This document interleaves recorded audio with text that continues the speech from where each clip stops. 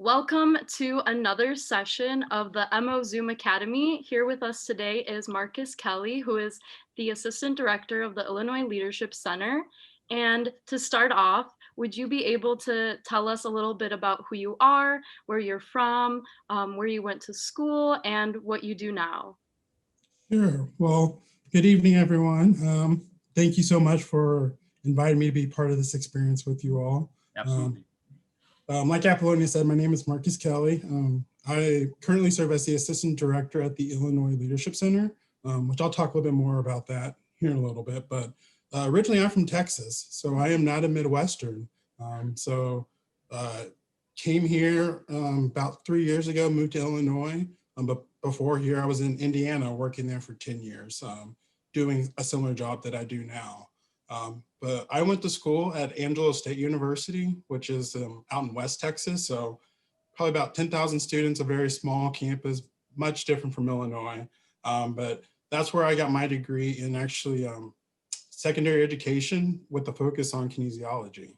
But then I also got my minor in marketing. I'll talk a little bit more about that in a little bit too. But yeah, what I do here now is that I serve as the assistant director at the Leadership Center, which we are a resource center that provides leadership education to students at Illinois. And so my primary role is that I oversee our BAMO team, which stands for Branding, Advertising, Marketing, and Outreach. And so I oversee that team of students that we do all the outreach and marketing for the center.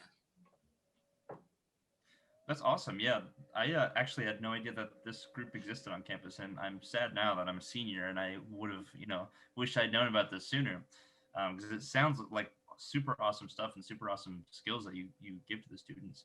Can you kind of go a little bit more into depth of as to I guess your like professional background before you got to the Illinois Leadership Center? Like, what were the things that you were up to then? Sure.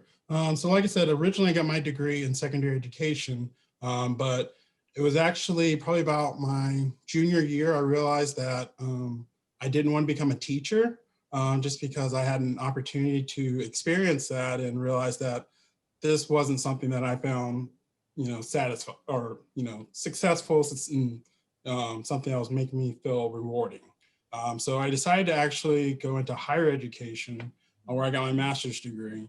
My professional experience is working within higher education, focusing on student services and student administration. Before here, I worked at two other institutions. I worked at Ball State, which is out in Muncie, and also Butler University, which is a private school in Indianapolis. I was doing a lot of more of a similar job doing leadership education, but more focusing on service and also fraternity and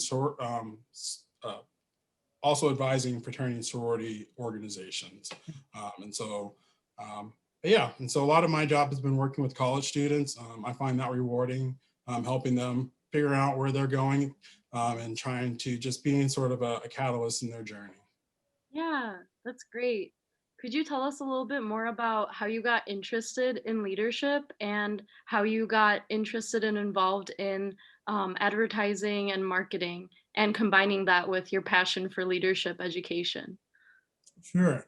So like I said, when I was in college, I did get my minor in marketing because originally I just thought it would be a cool thing to do because, even though like I wasn't necessarily looking at any sort of marketing job or an advertising job per se, I just wanted to understand the concept of marketing because I feel like it's important in any sort of industry that you go into. Luckily, through a lot of the jobs that I've had to have some sort of take charge of some sort of advertising or marketing sort of effort. It's definitely helped me to gain more skills in that. Being able to combine that with my passion for leadership here at the center has been awesome just because I get to go and talk to students, why they should pursue these opportunities because it's important to them. Because I found it important, and like leadership skills is something that all students need to learn just because it's going to be something that they're going to need to know regardless of what they do in their careers. it's a skill set that's going to be helpful for them. Yeah, absolutely. I'm sort of branching off of that same idea. Can you go into a little bit about what BAMO is and what you specifically do in that role there? Sure. So BAMO is one of our work teams. So the way the ILC is operated is that, I should say, we have about 20 student employees that work in our office. And they are divided up into different work teams that pretty much oversee and help us with some of the service and programs that we offer. And so BAMO specifically focusing on our outreach and marketing. We've also do a lot of email communications, a lot of digital signs. Apollonia, she was actually one of our graphic designers and stuff. So we have our in-house designers that help us create a lot of our marketing materials and helping us with any sort of graphic work. And then we have also photographers that help us with not only taking photos, but they also produce videos for us as well too. And so my role with them is just sort of being their leader, giving them our projects and also helping them to try to make, to create new ideas that we can do to help advertise the center to students. So. Yeah, absolutely. And do they do parts of those teams? I can imagine. I'm sure they get a little bit of leadership education just by osmosis, probably, right? Absolutely. At least that's a hope. Is that by the experience that we offer and through our student employment, is that not only do they learn technical skills with their jobs, but they also learn some leadership skills as well. That's awesome. The That's really osmosis definitely works. I have learned a lot, even through like being able to typeset and like create graphics using like text that's about leadership education. And there's also a wonderful resource that I got to work next to every day, the Leadership Library. So I've read some of those books, like Designing Your Life, and those have been really helpful for me. Great. That's good to hear. That's awesome. Yeah, so thank you for that. Could you tell us a little bit more about what your typical day-to-day looks like? Sure.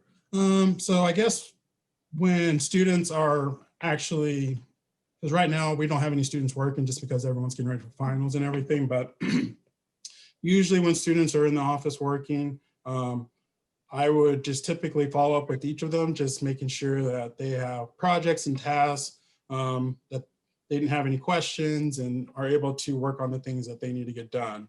Because typically at the beginning of the semester or towards the end of the semester, like right now, I'm getting ready for planning all the communication and marketing efforts that we're planning to do for next semester.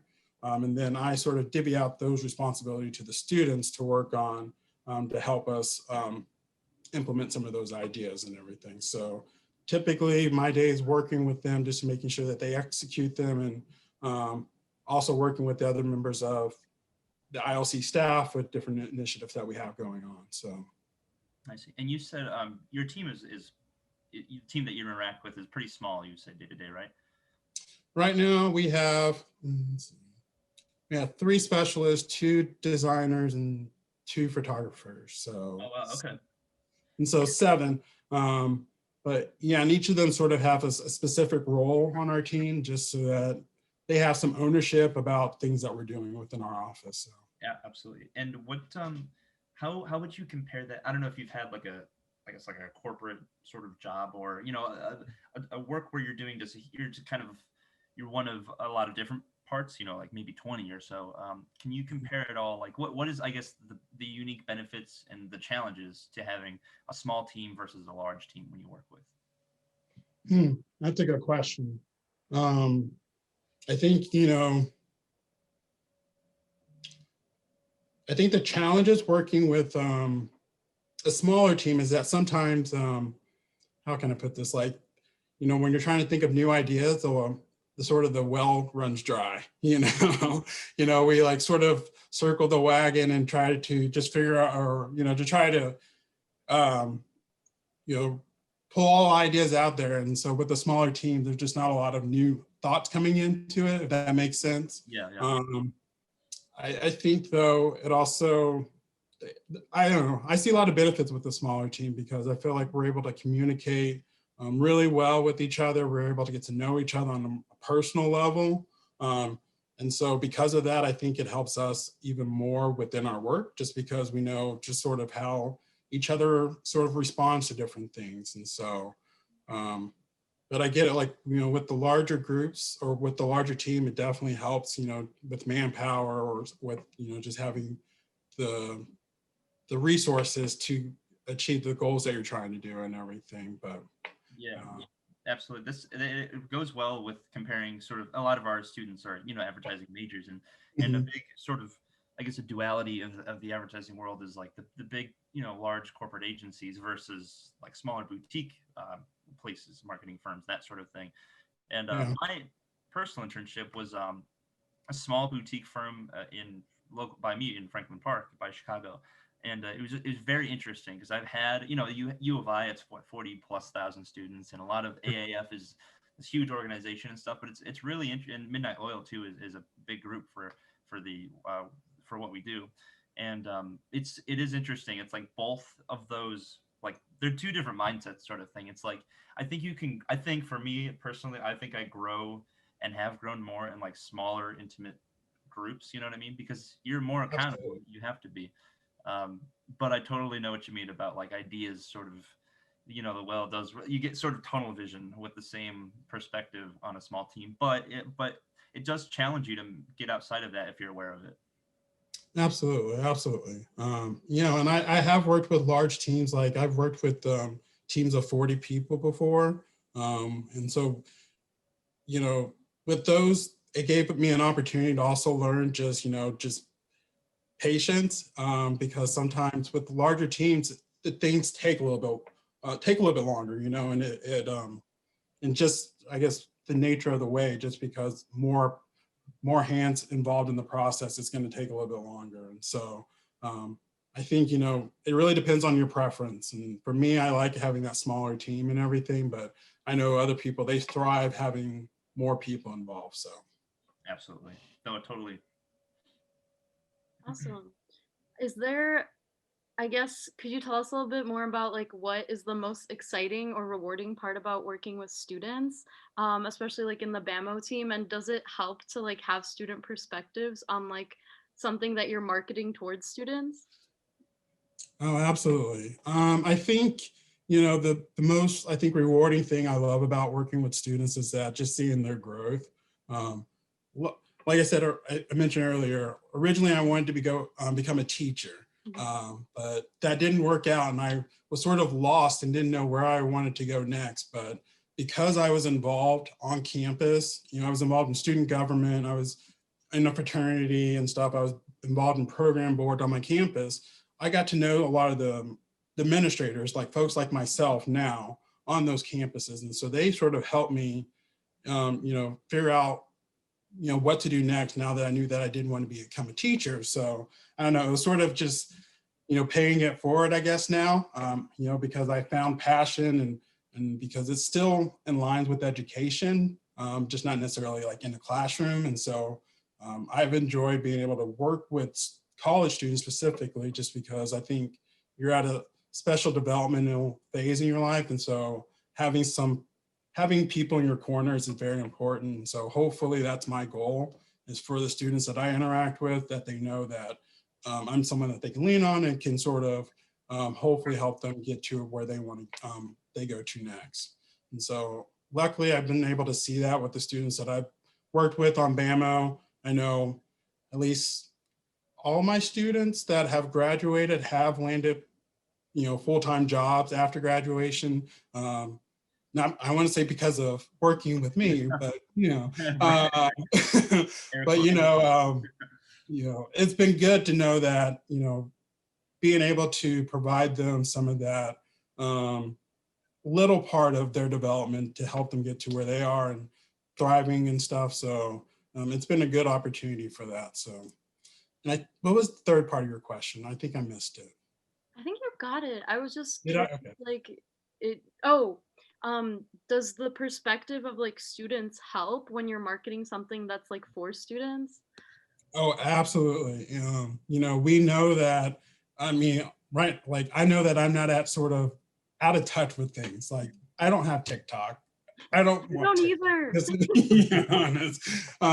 but I know it's something that's what today's college students are used to. And so having college students who are familiar with that and who are interested in helping us sort of branch into that and how we can utilize it, I think it's a great idea. And so having students' perspectives and for them to tell us what do they want to know, because hopefully then they can also ask their friends, like, what do you want to know and how can we sort of offer that for our students? That's great. And I wanted to comment on something you said before. I think it's so wonderful that like you were able to take your experience like learning how to be a teacher, but like apply it in a different way. I'm really fascinated with like people that can take like a degree that's meant for something and like develop into something else. And definitely you are a teacher, you're a mentor. You've really helped me. So thank you. No, thank you. Yeah, it's been good. And so, and I'm happy and hopefully maybe pursue a PhD here soon too. We'll see. That's awesome. Yeah, Awesome. I'll be a Illini alumni as well. So There you go. Hey. um, Kind of touching back on what you were just talking about with the groups and stuff. How is I guess COVID, as it still is happening, how has that sort of affected the programs that you have and sort of the training and leadership programs that you have and you offer? absolutely, great question. We were definitely impacted greatly because most of our programs are in-person programs. Um, so our most popular ones are called I programs, which these are seminars that are on Saturdays and stuff that they're very interactive, where you're conversating very close with folks. And That was this before or after COVID hit? This is before COVID. Oh, okay. So you guys were already online. This was what's our how our program was before COVID. Okay. And so, and so we are currently still offering I programs, but in a different format and stuff. And we have found some success, but I was just trying to, like the way we used to have it, we had to completely shift it from an in-person experience to a completely online experience. And so what we have done is that we create a hybrid where parts of the learning you do self-paced, where you do it on your own through Compass, but then you would come to maybe an hour, 2 hour Zoom session where you do have discussion in breakout groups or and do some activities within the Zoom session. So even though we weren't able to be in person with each other, we were still able to have interactions that way. And so we actually, we actually saw a good number of students that participated. And I guess more than I was anticipating, knowing that, the rumor I heard that students were just tired of Zoom and the last thing they want to do was get on another Zoom session. But students found it very beneficial and they were happy that we were able to offer them something, knowing that our traditional format wasn't obviously wasn't available to us this year. Yeah. And has that changed any of your marketing sort of tactics or I guess ideology at all? It did, because traditionally, for marketing, beginning of the semester during welcome weekend is our big time where we hand out t-shirts, and that's when we get the sort of try to, as best as possible, get our name out there and get students involved and signed up for our email list so that they can know when opportunities are available for them to sign up. Right. So because there was not a quad day, we weren't able to do that this year. So what we did instead is that we had what we call sort of pop-up booths, where we had a wagons full of shirts that we walked around campus. And we actually created a system where you can text us your email address. And so that if you did that, then you got a t-shirt from us. And so it was sort of our way to also make it easier for us to collect emails instead of having to, and Appleton can attest to this beforehand, people have to actually write their email address and we have to type it in. But because we were able to do this electronically, we were able to easily collect all the emails. And it also helped us with social distancing because we didn't have to necessarily get too close to anyone. And they were still able to sign up for our email list and get a free t-shirt. That's awesome. Yeah, that's super creative.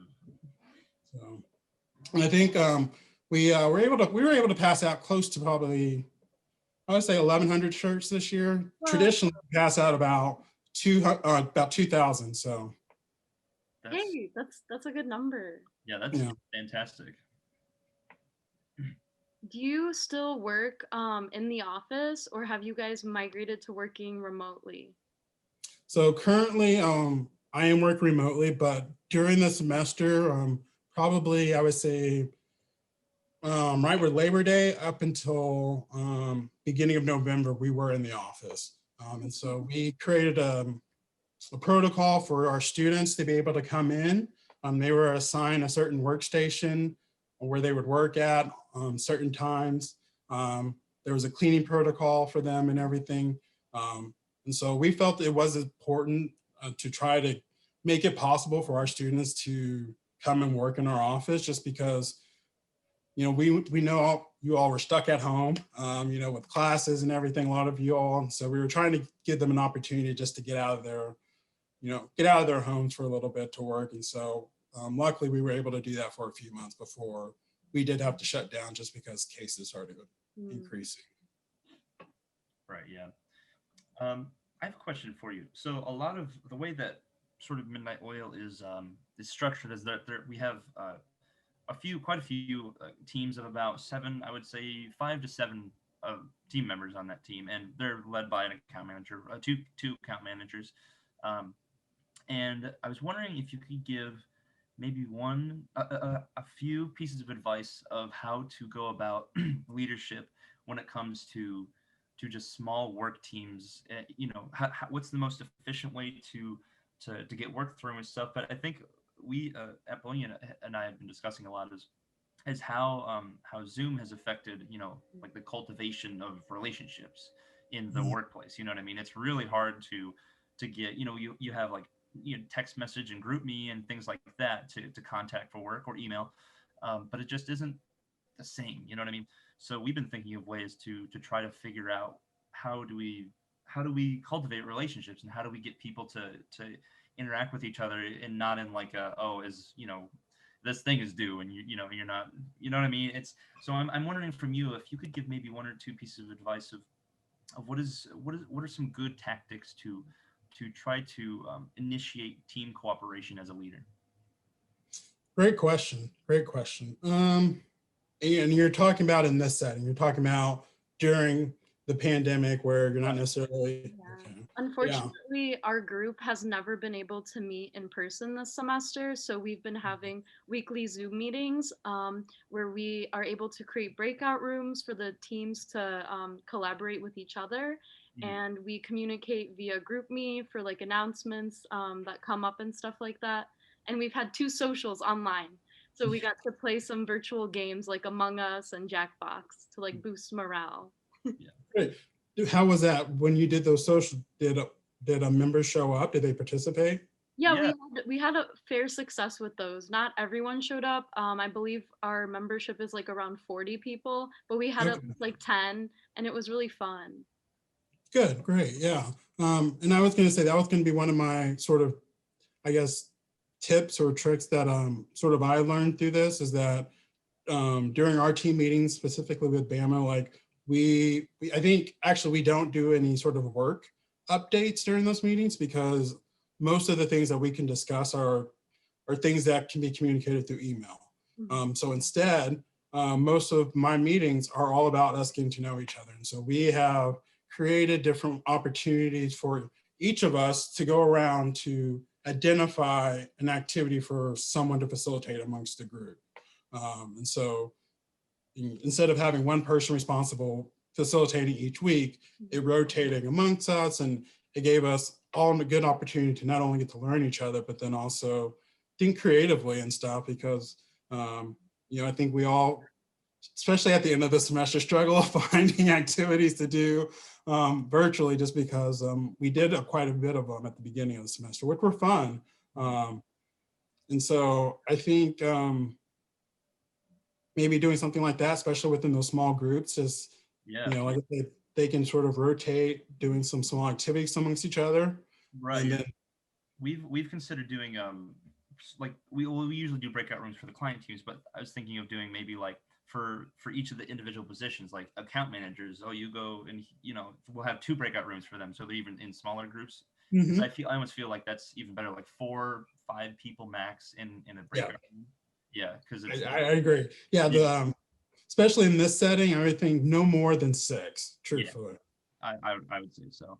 But doing things like that, where it's like, we take creatives and we all from all the across all the teams, and we put them in these small groups, and they can chat about like what are the things they're doing, or just not chat at all about work. But that's interesting about just not even sometimes just not even talking about work and just talking about the your life and then the updates that you've got going on and things. So that's fantastic. Yeah.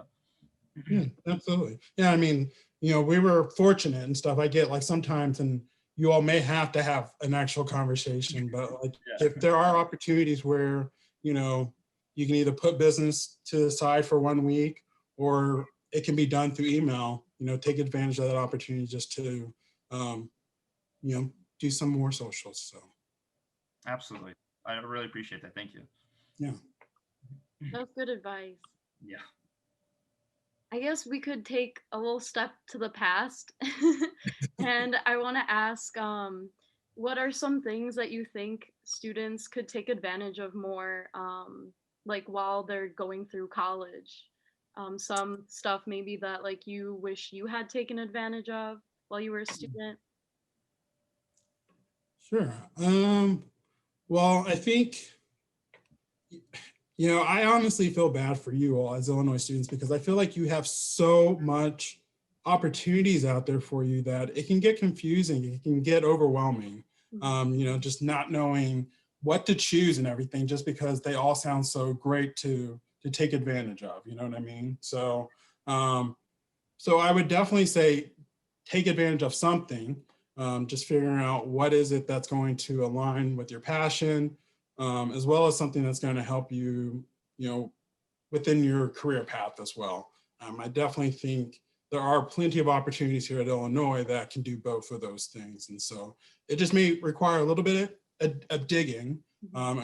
and, talking to your advisors or reaching out to other folks just to get that insight. But, you know, and when I first started here at Illinois, someone told me, like, if you want something here at Illinois, just tell someone and it'll eventually happen. And so I think essentially, if you're looking for something, let someone know and eventually word will happen and hopefully it'll happen by the time, you're here. Um, for me, if I was going back to college, I wish I would have taken advantage of study abroad. Just, having that opportunity. To visit another country and explore another culture would have been awesome. Um, but I sort of talked myself out of it because I thought it was be too expensive. But didn't realize at the time, but now realize there were scholarship available that I could have taken advantage of. And so that'll be my other advice. Don't talk yourself out of something thinking it's impossible. Make sure you look at all avenues before you cross it off the list and stuff, just because so you never know what you might miss. So. Yeah, absolutely. Yeah, it's funny you mentioned that. I found that at larger universities, but Illinois in particular, you sort of it's like that idea of asking you shall receive sort of thing, and it's like you have to put yourself out there and you have to kind of be aggressive. That's kind of what the phrase you use, that you have to be aggressive towards the things you want to do and like put your foot in the door, which can be super hard for people who that's just not them instinctually. I started I'm a transfer to U of I, and I started my freshman sophomore year at Elmhurst College, which is a small, very small, like 3,000 people, students. Up in And Chicago? yeah, over by Chicago. It's Elmhurst University now, but yeah. I Um, actually I visited that campus before. oh really? Yeah. So it's tiny. It's small. It's small. Yeah. Yeah, it's about the size of the quad, I would say. Yeah. Yeah. But that was no problem. That was sort of like, oh, like people were pushing their clubs on you. You know what I mean? You're just Mhm. like, all right, fine. But it's great because you get to meet all these people. But I think U of I is special in that way where it's like you said, it's almost there's just so much out there that it's can be overwhelming, and you're like, I might as well just do nothing because you're just overwhelmed Yeah. when you like you said could just pick one or two things that you're interested in and go gung ho about that. And I totally think you're on point with that. And um, so yeah, no, thank you for sharing that. I don't know if I have any other questions. I just really appreciate you sitting down and talking with us. I guess my one of my questions, Absolutely. my last questions will be is What's a few pieces of advice that you can give to the students going through COVID this year, and maybe to the students who are graduating as well, going into the job market? Oh, uh, sure. Yeah. It's not an easy question. No I really, No, pressure. no, it's a good question. It's a tough question because I feel bad. I'm thankful, and I like because I actually have a few friends right now who are actually going through the job search process, Mhm. and I and I try to be mindful of myself to not be too great, like thankful that I have a job right now because obviously they're struggling and stuff, and I don't want to make them feel worse than that. And Yeah, so yeah, so I feel bad for the situation that and I know you two are probably in that situation going into the workforce in this situation. But my biggest advice is don't let that get you down.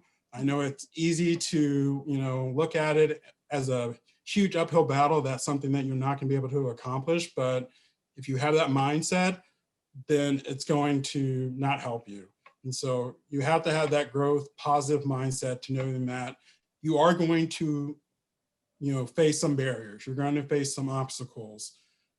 How are you going to make sure that once you do that, that you're going to overcome those?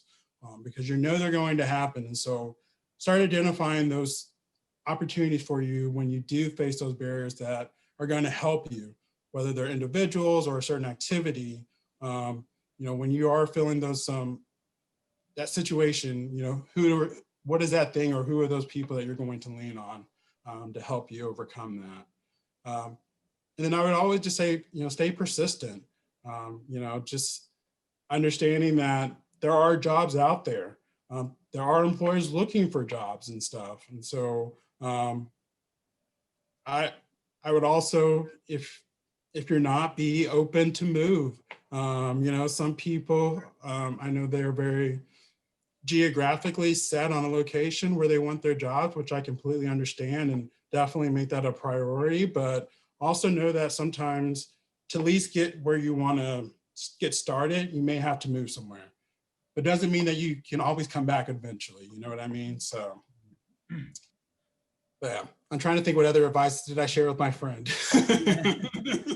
I mean, that's a great start. That's definitely that's it's all about, I think, like you are the it's almost like like you create a self-fulfilling prophecy for yourself if you think like, and I found this to be true most of the time. It's like if you think that things are just not going to work out, then boom, you've set yourself up for that. You know what I mean?